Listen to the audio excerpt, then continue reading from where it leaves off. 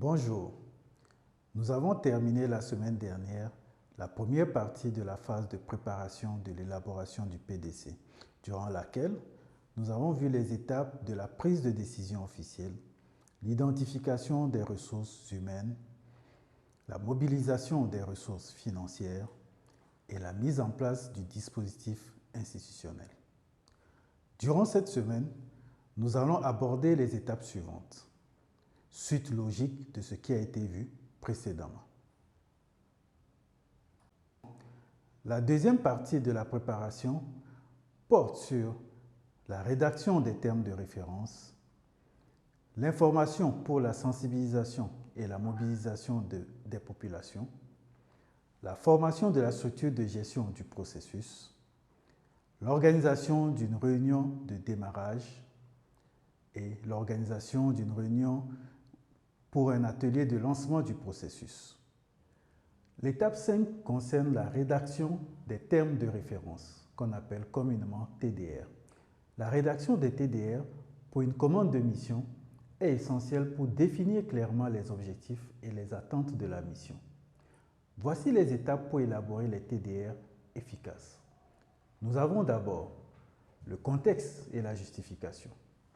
Ici, vous devez commencer par expliquer pourquoi on élabore le PDC et pourquoi c'est nécessaire de le faire.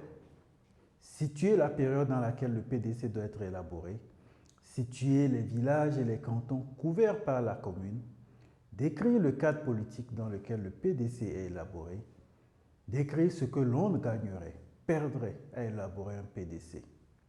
Le TDR comporte ensuite les objectifs de la mission.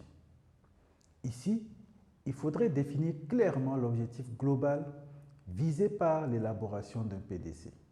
Il faut définir comme objectif spécifique les étapes à franchir pour élaborer le PDC, à savoir le diagnostic, la formulation de la vision des orientations stratégiques de la commune, la programmation, les plans pluriannuels, le budget, les sources de financement, le mécanisme de suivi et évaluation, la validation, l'adoption et la vulgarisation du PDC. Ensuite, nous avons la portée.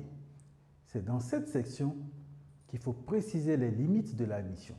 Quels sont les villages et les cantons concernés, les groupes cibles ou les aspects spécifiques à analyser. Après cela, nous avons les résultats attendus. Ici, il faudrait énumérer les livrables attendus à la fin de la mission, à savoir le rapport du diagnostic, le document du PDC, incluant la vision et les orientations stratégiques de la commune, les programmes, les plans pluriannuels, le budget, les sources de financement, les mécanismes de suivi et évaluation, les procès-verbaux de validation et d'adoption. La prochaine section dans les TDR concerne la méthodologie. La méthodologie indique la façon dont chacun des résultats serait atteint. Elle doit être simple, intelligible et pertinente. Décrire comment la mission sera menée, quelles méthodes, outils ou approches seront utilisés, quelle sera la démarche. En ce qui est trait à la composition de l'équipe et des compétences requises, il faudrait spécifier les profils des membres de l'équipe, leurs qualifications et leur rôle. Nous avions précédemment vu les ressources humaines requises. C'est dans cette section qu'il faut tout clarifier. Ensuite, nous avons les modalités ou arrangements institutionnels. Dans cette section, vous indiquez les modalités pratiques telles que les déplacements, les réunions, les ressources disponibles, etc. Puis nous avons le calendrier. Dans le calendrier, il faut établir les délais de réalisation des différentes tâches dans un calendrier réaliste pour chaque étape de la mission. Et puis nous avons les coûts ou le budget, où l'on explicite le budget alloué à l'élaboration du PDC. Gardez à l'esprit ici que les TDR doivent être clairs, fidèles, complets et cohérents. Ils servent de base pour la communication entre le ou les commanditaires, c'est-à-dire le conseil municipal, et les exécutants, c'est-à-dire les consultants qui vont travailler sur le PDC. et également avec les évaluateurs des résultats de la mission, c'est-à-dire le bureau exécutif du conseil municipal et le comité de pilotage. À la 6e étape, nous avons l'information et la sensibilisation qui est une activité fondamentale pour la réussite du processus de planification. Elle est transversale à tout le processus et vise l'information, la sensibilisation des populations, des autorités locales et des forces vives de la commune. La campagne d'information est réalisée sous la responsabilité du comité de pilotage et doit permettre de diffuser l'information sur le processus de planification auprès de l'ensemble de la population à travers tous les canaux d'accès à l'information dans la commune. Il est important de savoir qui est la cible, quels sont les destinataires de l'information à faire passer, les contenus, que faut-il véhiculer comme information, et également les canaux et les formats par quelle voie l'information sera véhiculée, à travers des radios, le gongonnage, la réunion chez les chefs traditionnels, etc. Et également les moments, les périodes où les informations doivent passer pour être le mieux accessibles par les populations. En tant que maître d'ouvrage et organe en charge de veiller à l'exécution du plan et à son suivi, à son évaluation, le maire et les membres du conseil municipal ainsi que les membres du comité de pilotage ont besoin de connaître les différentes activités, non pas forcément pour les exécuter eux-mêmes, mais pour être en mesure d'en évaluer l'ampleur et de suivre leur exécution. À ce titre, il est prévu une formation à l'endroit des acteurs, c'est-à-dire le conseil municipal et le comité de pilotage. Cette formation portera essentiellement sur les éléments fondamentaux de la planification du développement, les étapes d'élaboration, les principaux outils à utiliser, ainsi que les exigences du processus, et enfin la répartition des rôles.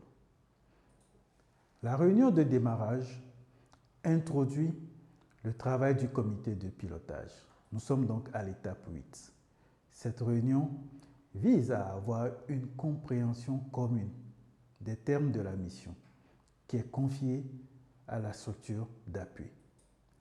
La réunion de démarrage permet également d'amender et valider le chronogramme du processus et la méthodologie prévue par le prestataire de services, y compris le zonage réalisé pour la collecte des données, c'est-à-dire les cantons, les villages et les quartiers. La réunion de démarrage permet également d'examiner les outils élaborés pour la communication et pour le diagnostic de la collectivité, c'est-à-dire les fiches de collecte de données, les guides d'entretien. Enfin, la dernière étape de la préparation est l'atelier de lancement. Tout est prêt pour y aller. En effet, le processus sera officiellement lancé au cours d'un atelier ouvert au public. Cet atelier fera l'objet d'une session convoquée et présidée par le maire.